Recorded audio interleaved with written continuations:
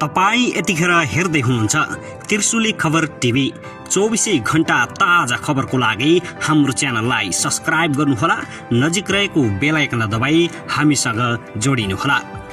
निर्वाचन प्रक्रियामा धाँधली भएको नेकपा एमालेको आरोपप्रति गगन थापाको टिप्पणी। मतदाताको अभिमतको अवमूल्यन भएन। एमाले र कांग्रेसको मतभन्दा बालेन शाहको मत धेरै। काठमाडौँमा तहल्का। भरतपुर महानगरमा रेणु दाहाललाई उछिन्दै विजय सुवेदीले लिए अग्रता। कति मत आयो त यसबारे सम्पूर्ण जानकारी।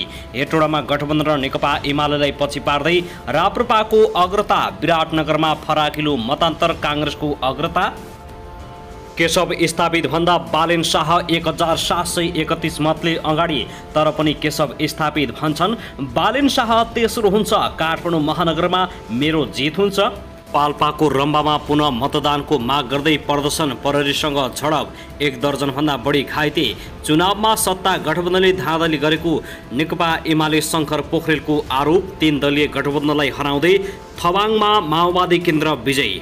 र भरतपुर मतगणनामा विवाद आएपछि केही समय रोकिएको मतगणना पुनः सुचारू। सुनिता डङ्गलको नरोकेको उडान, फराकिलो मतान्तरले अगाडि। भरतपुरमा रेणु दाहाललाई विजय सुवेदीलाई जित्न निकै ठुलो चुनौती। जगन्नाथ पौडेलले काटिदिए कांग्रेसका भोट। अब हेर्नुहोस् पुरा समाचार।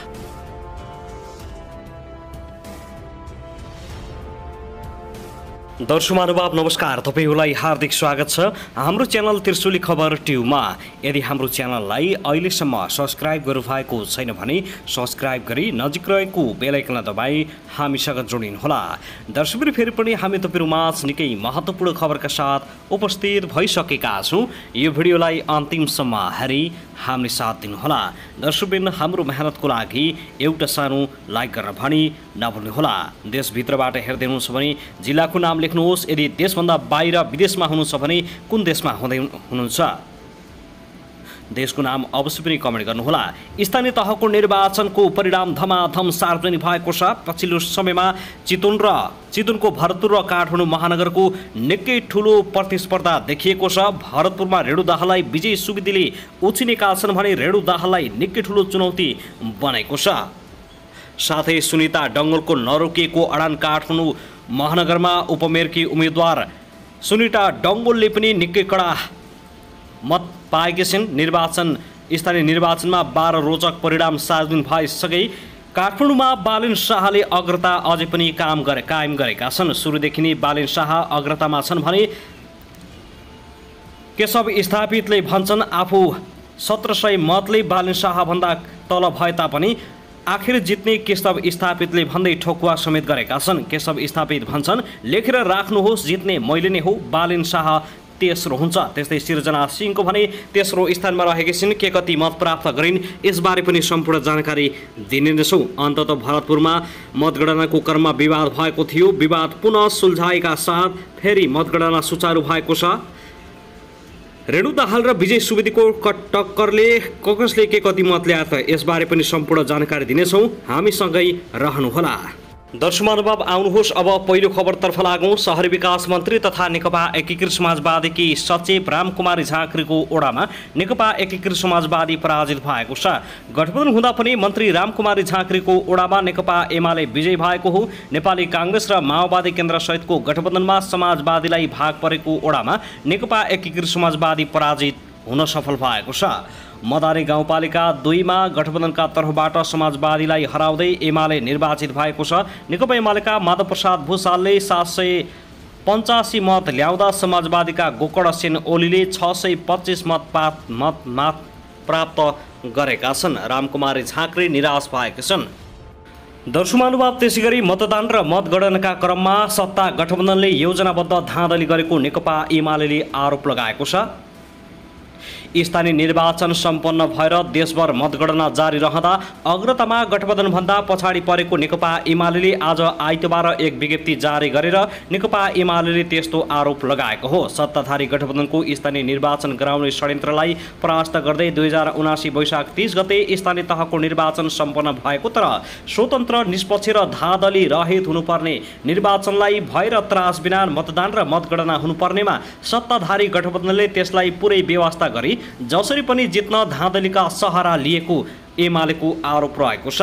सत्तारूढ गठबन्धनले लोकतन्त्रको लोकतान्त्रिक अभ्यासको खिल्ली उडाएको छ र हाम्रो निर्वाचन आयोगलाई आचार संहिता भएको त्रुटि सच्याउन अनुरोध गर्दा अनेक टिप्पणी गर्ने सत्ता गठबन्धन दलका नेताहरूका निरन्तर आचार संहिता विपरीत कार्यप्रति नेकपा एमाले खेद व्यक्त गर्दछ। एमालेका महासचिव शङ्कर पोखरेलद्वारा जारी विज्ञप्तिमा उल्लेख गरिएको छ। निर्वाचनका क्रममा गृह प्रशासन पूर्णतः गठबन्धनको पक्षमा र नेकपा एमालेको विपक्षमा परिचालित भएको विज्ञप्तिमा आरोप लगाइएको छ। जनताले स्वतन्त्र निष्पक्ष र धाँधली रहित तवरबाट आफ्नो जनप्रतिनिधि छनौट गर्ने र ती जनप्रतिनिधि मार्फत राज्य सञ्चालनमा सहभागी हुन पाउनु नै लोकतन्त्रको आधारभूत पक्ष भएको बताइएको छ। साथै सत्तासीन नेपाली काङ्ग्रेसले नेकपा एमाले जनअभिमत स्वीकार गर्न नसकेर अलोकतान्त्रिक चरित्र देखाएको बताएको छ।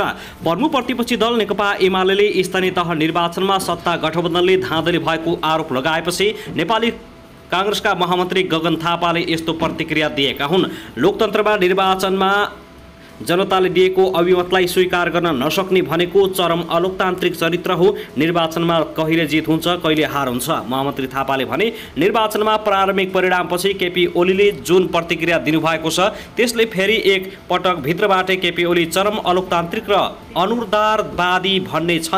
अनुदारवादी छन् भन्ने बुझेको उनको भनाइ छ। शान्तिपूर्ण रूपमा निर्वाचनमाथि नै प्रश्न उठाउने गरी दिएको नेकपा एमाले दिएको प्रतिक्रिया गैर जिम्मेवारीपनको प्रकाष्ठ भएको थापाको प्रतिक्रिया रहेको छ। करोडभन्दा बढी मान्छेले भाग लिएर केही ठाउँमा बाहेक शान्तिपूर्ण निर्वाचन सम्पन्न भएको थियो।